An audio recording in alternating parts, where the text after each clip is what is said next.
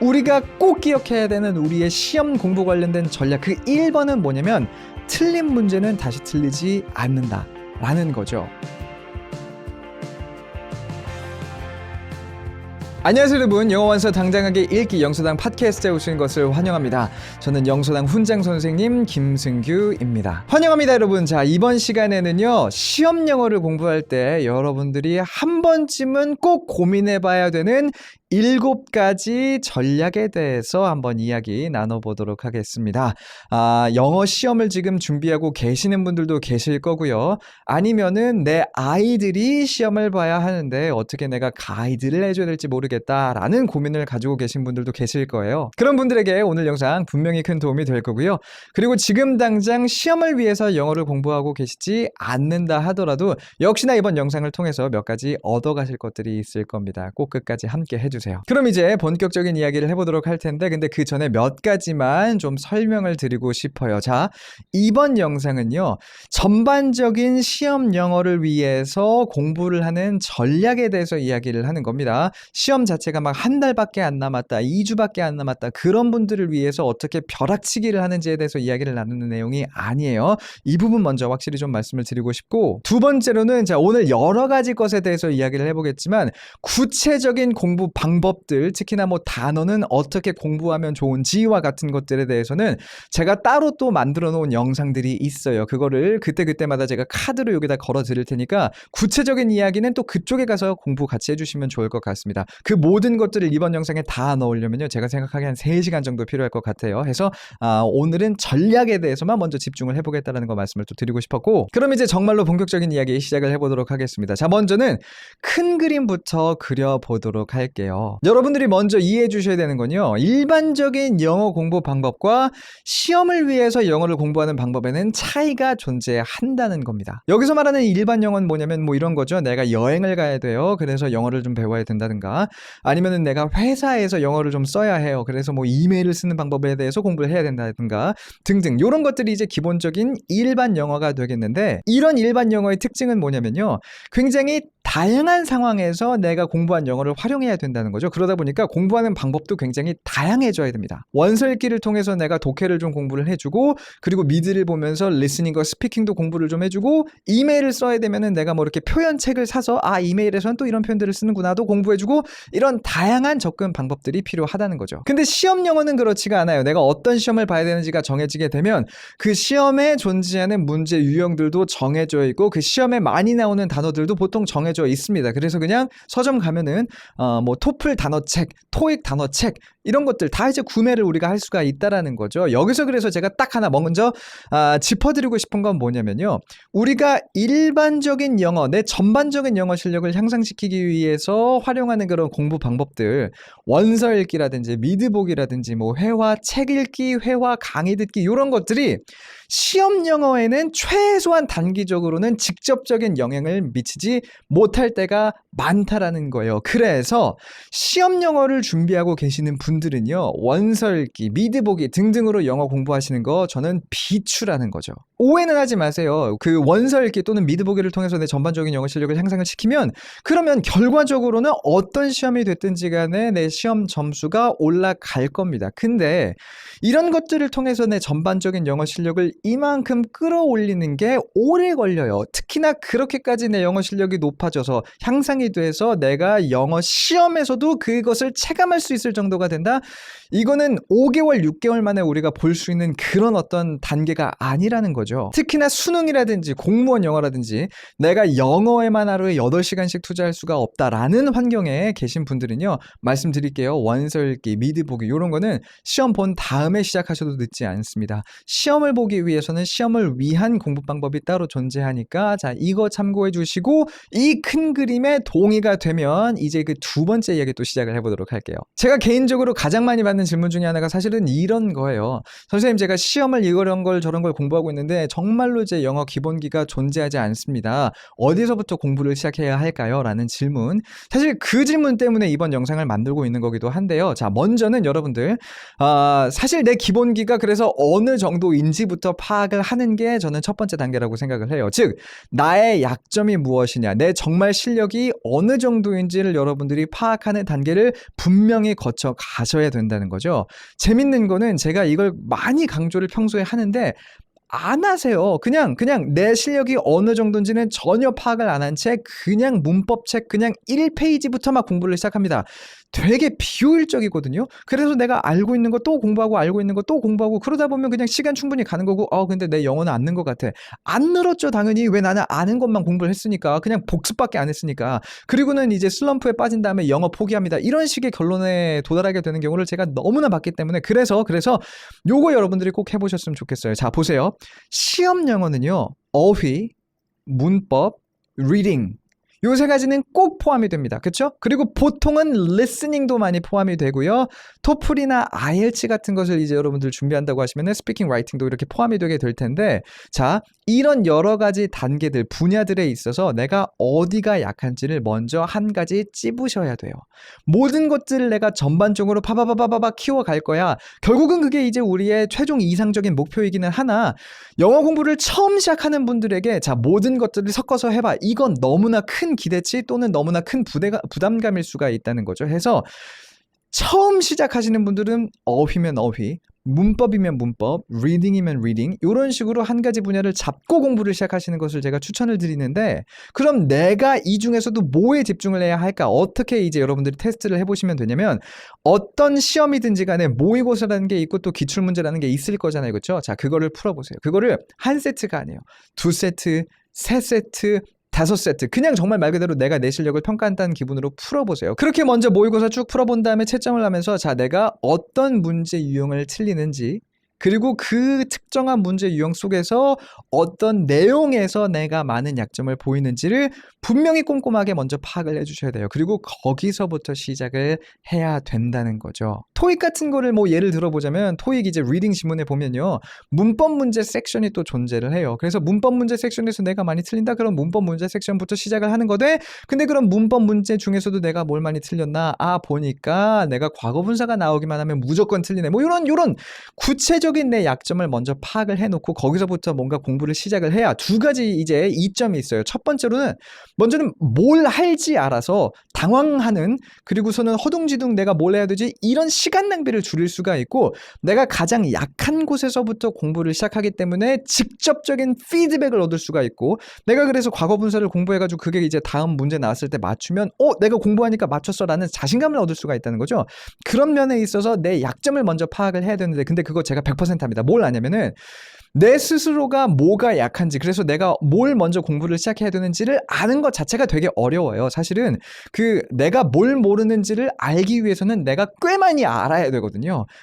그렇기 때문에 자 여러분 주위에 있는 선생님도 좋고요. 학원을 다니신다면 학원 선생님도 좋고요. 아니면 주위에서 영어를 잘하는 친구가 좋고요.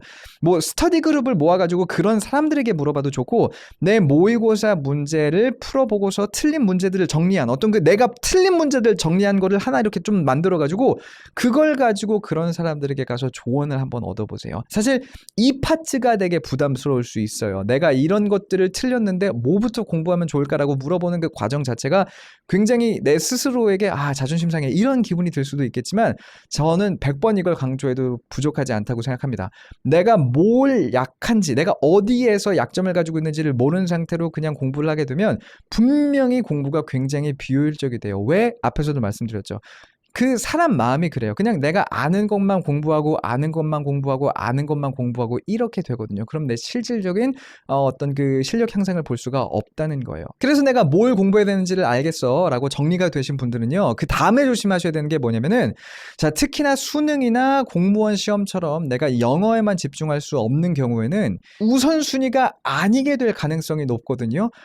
말하자면 사람 마음이 또 그렇다는 거죠. 내가 좋아하는 과목에 이만큼 시간 투자하고 실제로 내가 안 좋아하는 그래서 점수도 낮기 때문에 오히려 더 많이 신경을 써야 되는 과목이 뒷전으로 밀릴 가능성이 높은데 그러지 않도록 최소한서도 영어에다가 어느 정도 내가 공부를 하겠다라는 그 양 자체를 매일마다 정해 놓으세요. 난 영어가 너무 좋아서 영어 공부만 하고 싶어요 라는 분들에게는 이게 해당이 안 될 수도 있겠지만서도 분명히 내가 하루에 어느 정도는 영어를 공부해야 된다라는 양을 정해 놔야지 나중에 가서 또 3개월밖에 안 남았는데 나 영어 공부 하나도 안 됐네 라는 굉장히 굉장히 단순한 어떤 그런 실수인데 많은 분들이 저지르는 실수거든요. 이런 것들을 피할 수가 있겠고, 그리고 또 하나 포인트는 뭐냐면 그 공부의 양을 정해 놓음에 있어서 자, 시간으로 내가 하루에 1시간은 영어에 공부한다. 이런 시간으로 목표를 잡지 마세요. 최소한서도 내가 하루에 몇 단어는 공부한다가 됐든지, 아니면은 내가 문제는 몇 개를 풀고 그걸 갖다가 내가 오답 노트를 만든다가 됐든지, 손에 잡히는 양으로서 내가 공부의 양을 잡아야 됩니다. 시간으로 공부의 양을 잡아서는 안 돼요. 왜?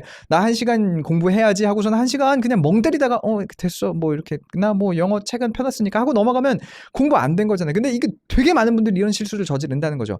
효율성이 떨어져요. 그러니까 자, 몇 시간이 걸려도 좋으니 내가 단어 10개는 외운다, 단어 20개는 외운다, 이런 식으로 잡아놔야 여러분들 그 마인드셋 자체가 그럼 내가 어떻게 가장 적은 시간 안에 그 10개 단어를 공부할 건가 라는 어떤 그 모드로 발동이 되게 되고, 그래야지 전반적으로 모든 어떤 내 시간 활용성이 높아집니다. 그리고 또 하나 뭐냐면 그 영어 강의 보는 거 있죠. 자, 지금 이 영상 보는 걸 포함해서 영어 강의를 보는 거, 유튜브에서 영어 공부법 찾아보는 거, 이런 건 영어 공부가 아니에요. 내가 오늘 김승규가 뭐라고 하는지 20분 동안 영상 봤어. 그럼 나는 최소한서도 영어 공부 20분 한 거야? 아니에요. 이건 공부가 아닙니다. 이런 건 여러분들의 공부의 양에 넣어서는 안 돼요. 이런 걸 해놓고서는 나 오늘 보람찬 하루를 보냈어. 절대 그거 아니니까 내가 공부를 하는 것과 공부를 위해서 뭐 플래닝하는 것과 아니면 공부를 위해서 뭔가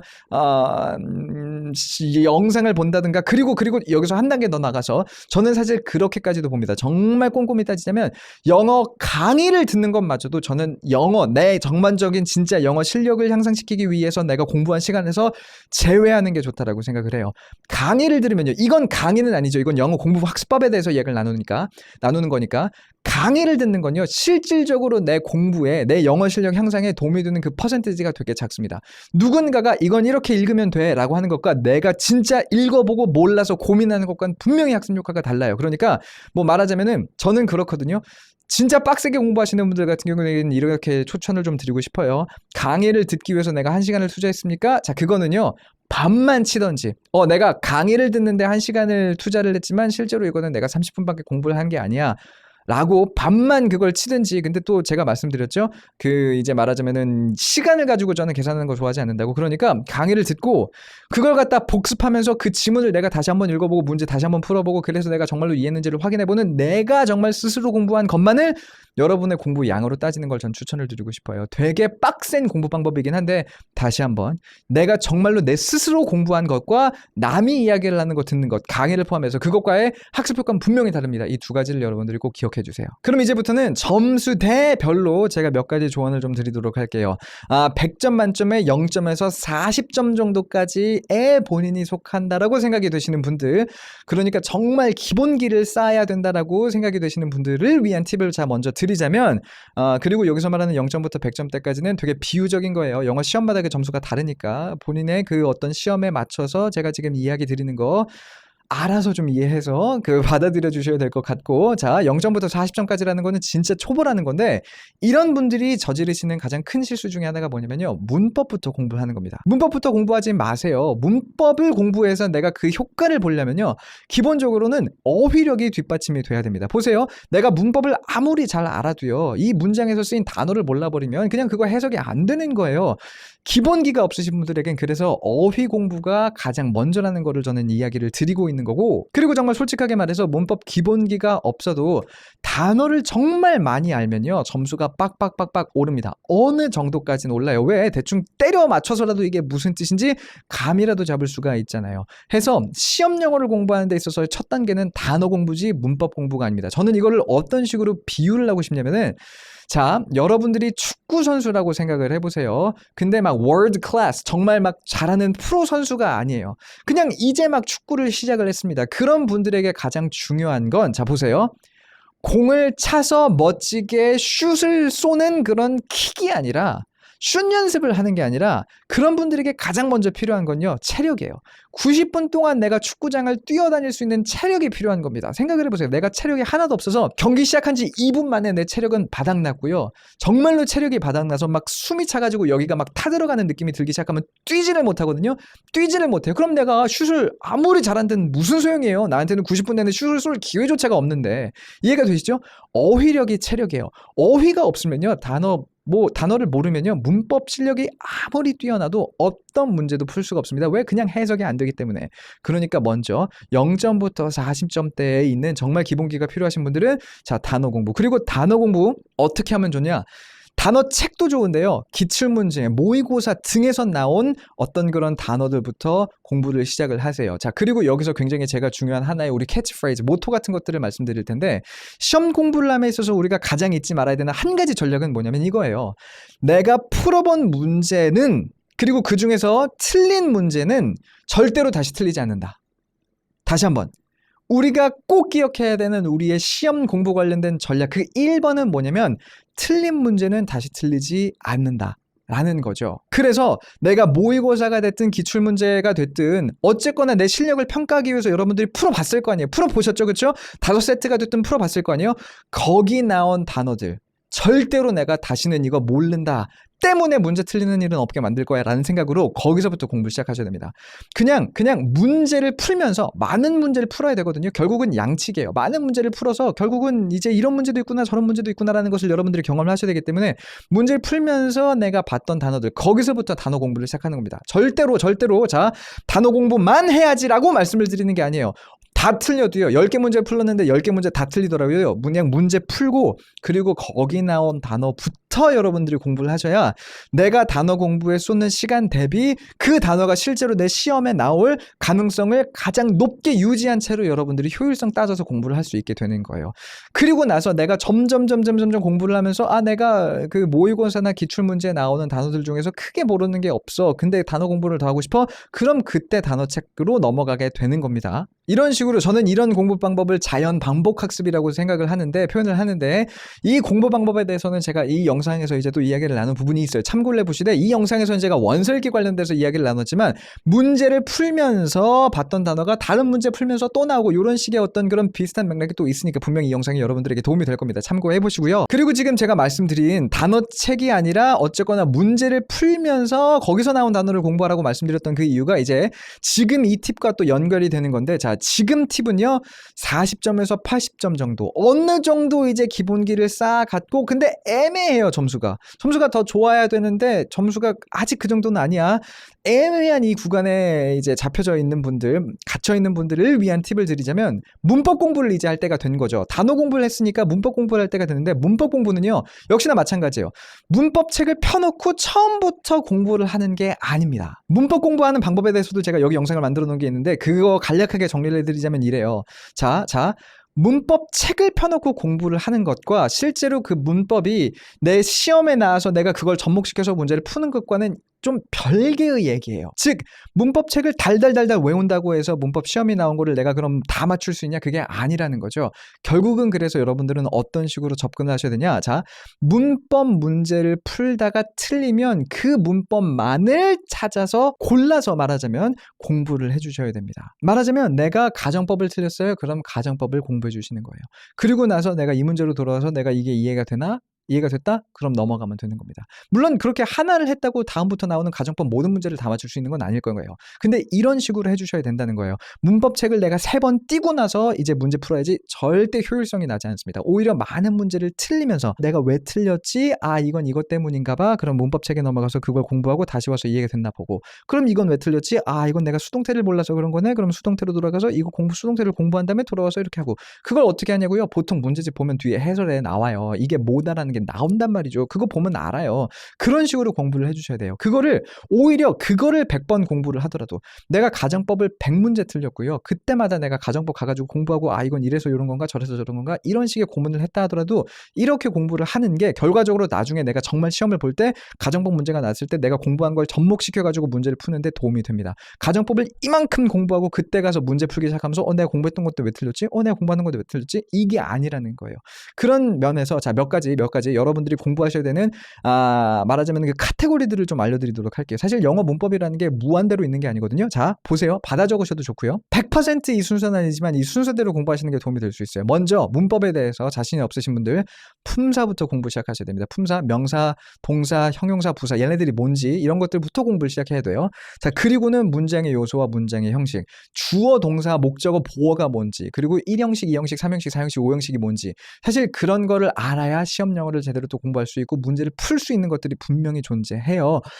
그리고 나서는 조동사 여러분들 공부하셔야 되고요. 동명사와 투부정사, 분사 이게 다 뭐냐면 동사의 활용이거든요. 동사를 활용해서 얘네들을 명사, 형용사, 부사로 활용하는 방법입니다. 요거 공부하시면 되겠고 특히나 분사, 현재 분사, 과거 분사 중에서 과거 분사 공부하셨으면 이제 수동태로 넘어가면 돼요. 수동태 공부를 좀 해주시고 그 다음에 관계사 그 전에 먼저 비교급 공부해 주시고 그리고 관계사라는 건 관계 대명사, 관계 부사예요. 그리고 나서 시제가 꽤 어렵거든요. 시제는 좀 나중에 해도 돼요. 시제 그리고 나서 가정법 진짜 어려운 거예요. 그리고 나서 마지막에 도치가 제일 어려워요. 왜냐면 다 외우는 거고 너무나 예가 많기 때문에. 근데 자 보세요. 영어 문법이라는 게 결국은 조금 간략하게 말씀드린 거지만 제가 말씀드린 요거들이 이제 답니다.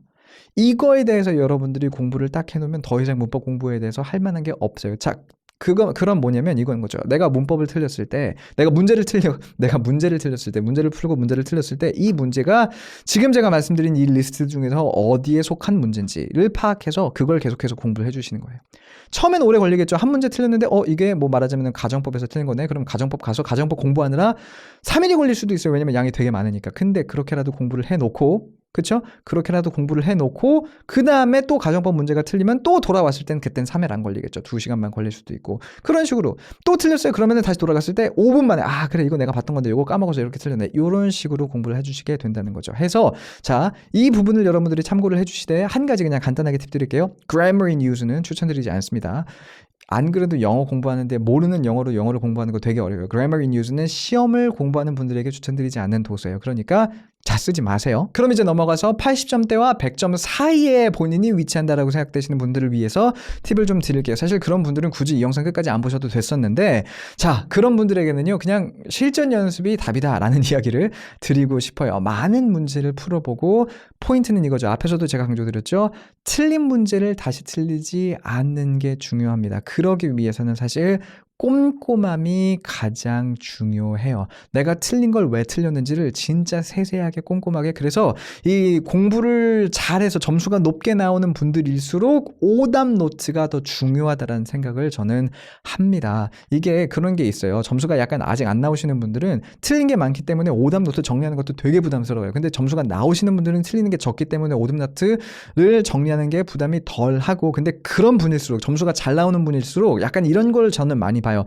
그래 내가 그냥 실수했네 하고 넘어가 버리는 수가 있는데, 자, 실수라는 거는 용납될 수가 없기 때문에 결과적으로는 실수였다 하더라도 그 실수를 반복하지 않기 위해서 오답 노트에 정리를 하는 그런 꼼꼼함이 필요합니다. 약간 그런 것들이 있어요. 토플 같은 것도 보면요, 120점 만점인데 토플은 말하자면 40점에서 60점까지 올라가기 되게 쉽습니다. 20점 올리는 거 쉬워요. 60점에서 80점까지 올라가는 거 그것도 괜찮아요. 근데 80에서 100 가는 거 어렵고요. 100에서 120점 가는 거, 특히나 115에서 120 가는 그 마지막 5점 같은 경우는요, 진짜 어렵습니다. 그건 운도 어느 정도 따라줘야 돼서 몇 번씩 시험을 봐야 될 수도 있어요. 이해가 되시죠? 제가 지금 드리려고 하는 이야기가 뭔지. 결국은 뭐냐면은 점수가 높아질수록 그 1.1점 올리기가 점점 더 어려워진다는 거고, 그때 필요한 게 꼼꼼합니다. 그래서 오히려 점수가 좀 나오시는 분들에게 저는 오답 노트를 추천을 드리는 바가 있으니까 그 부분을 좀 기억을 해주시면 좋을 것 같습니다. 아무래도 이 영상 자체가 영어 시험을 처음 준비하는 분들을 위해서 만들어진 거다 보니까 이제 고득점자 분들에게는 제가 그렇게 크게 드릴 조언이 없었어요. 그리고 고득점 하시고 계시다는 거는 이미 잘하고 계시다는 거니까 특히나 더 제가 잔소리할 이유가 없겠고, 마지막으로 좀 제가 그냥 하나 드리고 싶은 조언은 이거예요. 자, 그래요. 영어 시험 같은 거 공부할 때 문제가 틀려나가면 그러면 스트레스 받을 수밖에 없죠. 근데 저는 그런 마인드를 좀 가지려고 굉장히 노력을 했었는데, 그게 뭐냐면 틀린 문제들이야말로 아주 극명하게 내가 뭘 공부해서 내 스스로를 향상시켜줄 수가 있는지를 알려주는 신호들이라는 거죠. 나중에 가서 이게 특히나 아직 점수가 낮으신 분들에게는 되게 안 와닿는 이야기일 수도 있지만 오히려 점수가 높으신 분들은 또 이제 기대치가 높기 때문에 그래서 이제 그 한 문제 틀리는 거에 대한 데미지가 더 세거든요. 그렇죠? 그런 면에 있어서 이 높은 점수를 받는 분들의 스트레스가 또 나름 있어요. 도대체 내가 뭘 공부해야지 그 마지막 한 문제를 안 틀릴 수 있는 거지라는 스트레스가 말하자면은 점수가 낮은 저도 점수가 되게 낮아본 적이 있기 때문에 여러분들 아시죠? 저 고등학교 1학년 때 토익 봤는데 어린이 토익 봤는데 뭐 말하자면 고등학생 토익 봤는데 막 400점 맞던 친구란 말이에요. 그렇죠? 근데 그 틀린 문제들이 많을 때만에 그 느껴질 수 있는 여유랄까 내가 뭘 공부하면 되는지가 되게 사실은 너무 공부할 게 많아서 그렇지 뭘 공부하면 되는지가 아주 간결하게 내 앞에 딱 놓여있는 그때만의 느낌이 있어요. 나는 이 길을 가면 되고 이 길을 차근차근 가면 내가 어쨌거나 가기만 하면 목적지에 도착할 수 있다는 그런 면에 있어서 결국은 이 영어 시험이라는 게 보통 1, 2주 준비해서 되는 건 아니기 때문에 물론 뭐 토익 스피킹 같은 거는 1, 2주 만에 준비를 하지만서도 우리는 토익 스피킹에 대해서 얘기를 하고 있는 건 아니었어요. 토플, 아이엘츠 그리고 수능, 뭐 공무원 영어 이런 거에 대해서 이제 얘기를 했던 거고 이런 시험들은 보통 6개월에서 1년, 2년, 3년씩 걸리는 거고 멘탈 관리가 중요하다는 측면에서 틀린 문제가 많다는 게 부정적인 게 아니라 오히려 내가 어느 부분을 향상시키면 되는지를 나에게 알려주는 좋은 신호구나 라고 생각할 수 있는 마인드를 가져보시면 그 여러분들이 오랜 기간을 잡고 공부하는 데 있어서 스트레스를 조금이나마 덜 받을 수 있는 방법이 되지 않을까라는 그런 이야기까지 드려보고 싶었습니다. 자, 이렇게 해서요 오늘은요 시험 영어를 공부하는 데 있어서의 전략들에 대해서 이야기를 해봤어요. 지금 제가 촬영만 거의 1시간 반을 했고 이걸 줄여가지고 몇 분짜리 영상이 될지 지금 감도 안 잡히는데 굉장히 여러 가지 이야기를 했습니다. 조금이나마 여러분들에게 도움이 되었으면 좋겠고요. 혹시나 제가 오늘 이야기를 나누지 못한 부분들에 대해서 궁금하신 거나 질문이라든지 등등이 있으시다면 여러분들 댓글을 남겨주세요. 그리고 오늘 제가 드렸던 조언 중에서 어떤 조언이 가장 마음에 들었는지도 역시나 댓글로 적어주시면 제가 앞으로 영상 만드는데 또 참고하도록 하겠습니다. 그럼 오늘 좋은 하루 보내시고요. 저는 다음 영상에서 더 좋은 컨텐츠를 가지고 돌아오도록 하겠습니다. See you soon!